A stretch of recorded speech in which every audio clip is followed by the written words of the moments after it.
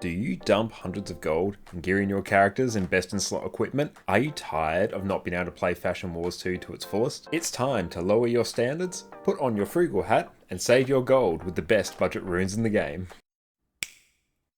In my many years of playing Guild Wars, my biggest expense by far has been gearing out my many alt characters. Whenever I would create a new character, I would always get the best runes, sigils, food, you name it. Fortunately, I would stop before I got to infusions. That was only because I ran out of gold by that point. For years, this meant I would always be running short of gold and not being able to drop fat stacks on legendaries. These days, I have multiple legendary weapons, every set of raid legendary armor, legendary runes, legendary sigils, and slightly less food than I probably should have. But I'll be so much further ahead if I just chilled out when I was gearing out my alt characters. I would have also messed around with far more builds and classes if I didn't have to drop this insane amount of gold whenever I wanted to play something new. So today, we're going to look at the best budget runes in the game that you can easily grab off the trading post so you can spend less time farming and more time playing dress ups. I've gone through and compared the prices for all the runes in the game and grabbed what I think are the best budget runes in the game. For the purposes of this video, I've only gone through and looked at runes that are less than 50 silver each. Once you start looking at runes that are above 50 silver, it makes more sense just to go for the best in slot runes rather than spending gold on a temporary solution. We'll also only be considering runes that can be bought directly from the trading post. This is because some of the account bound currencies can take a little bit of time for newer players to get. Like in my previous video, we're going to break these runes down into power, condition damage, healing, and boon support. And we're going to be looking for runes that can replace our typical best in slot runes. First, looking at power damage runes, we're going to be looking for something that can typically replace Rune of the Scholar. In most cases, Scholar is going to be the best in slot rune you're looking for. However, let's take a look at some of the options we have at our disposal here. First up, we're going to look at Rune of the Pact.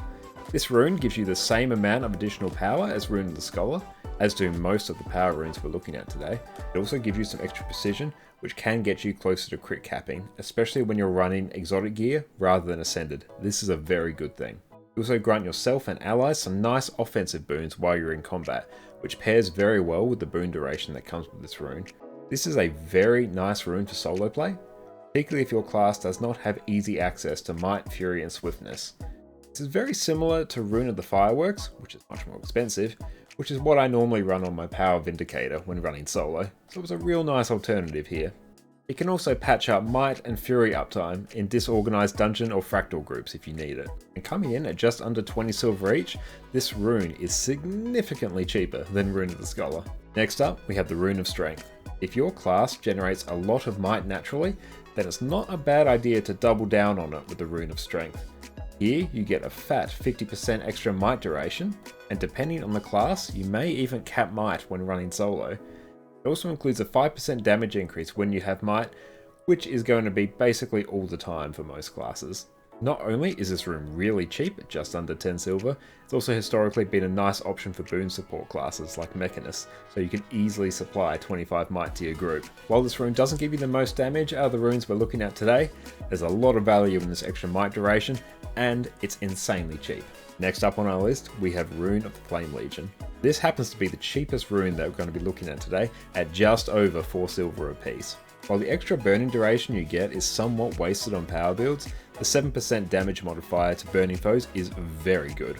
If you can keep up some stacks of burning on your opponent, this modifier will be permanent, which helps bring this a little bit closer to Scholar.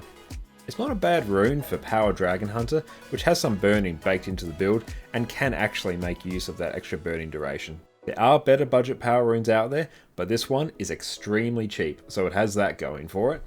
Next up, we have the Rune of Infiltration. This rune has lots of extra precision to get you closer to crit capping, all the power you expect, plus a very nice 6 bonus. 10% extra strike damage is a massive modifier below 50% health, the same deal as Rune of the Eagle. On top of this, you get 5 seconds of vigor whenever you go into stealth. Obviously, this makes this rune very suited to power thief builds, where you can land those omega backstabs. It's certainly not bad on other power classes, but thief is definitely the class that makes the most use of this rune set. And coming in at 10 silver each, you're getting great value out of this rune. Plus, the extra vigor you get is super handy. One of my personal favourites is the Rune of Vampirism. While this isn't the highest damage rune of the bunch, You just get some extra power from the rune bonuses and some extra vitality. The 6th bonus, however, is really fun for open world.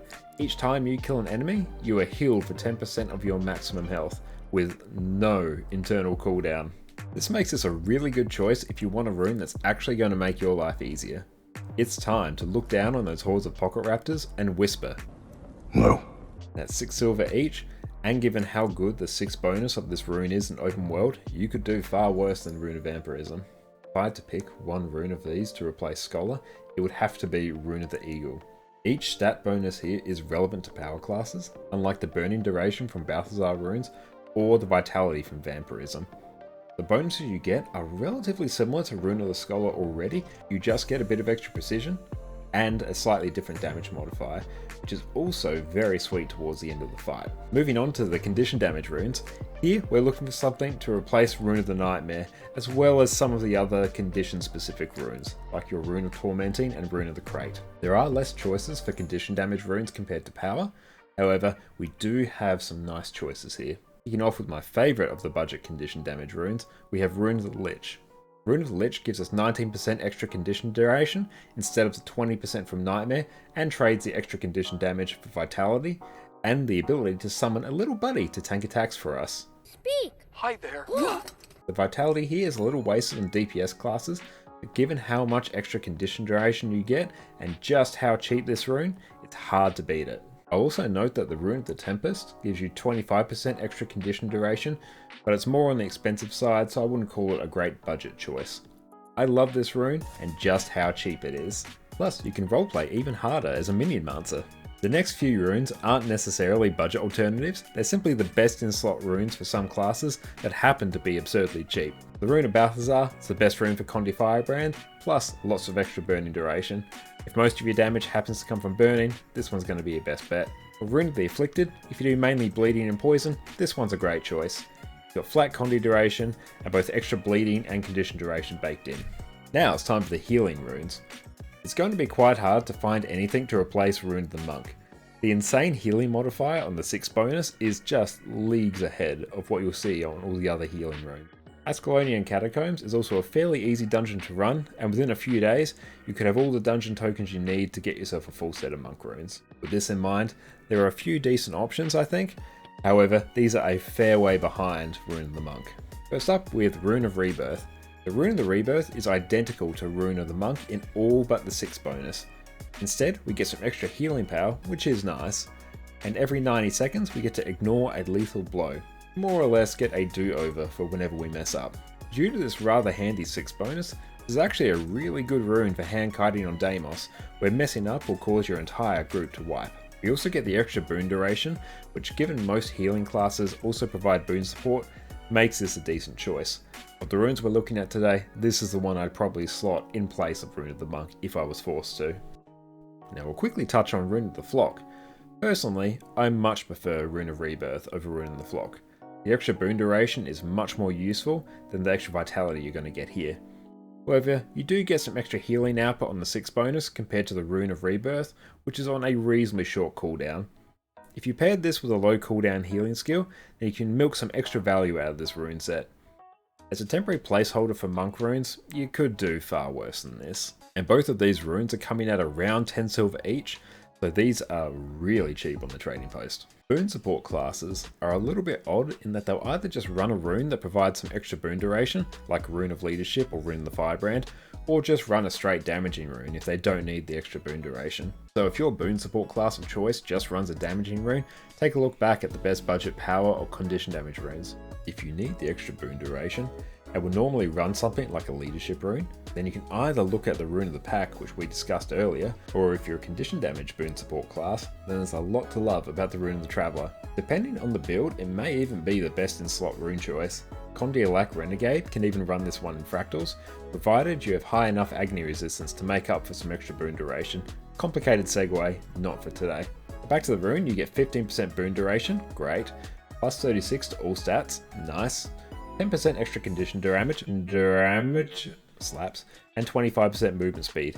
Such convenience. Honestly, this rune provides a lot given just how cheap it is. Even just the 25% movement speed increase can feel super nice to have in open world. Outside that, there aren't really any other cheap options for boon support. Either you're on a damaging rune, a more expensive rune, or maybe even a Rune of Leadership if you happen to need a lot of extra boon duration. If you can think of any other cheap as chips boon support runes, let me know in the comments below.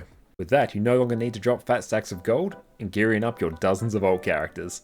And instead, you can take that gold you would have spent and invest it in the Dreamer and Quip, just to make sure that your friends really enjoy having you around. If you like this video, check out my most recent video where I go over what I think are the best runes in the entire game. If you want me to cover any other aspect of gearing a character in Guild Wars 2, let me know down in the comments below.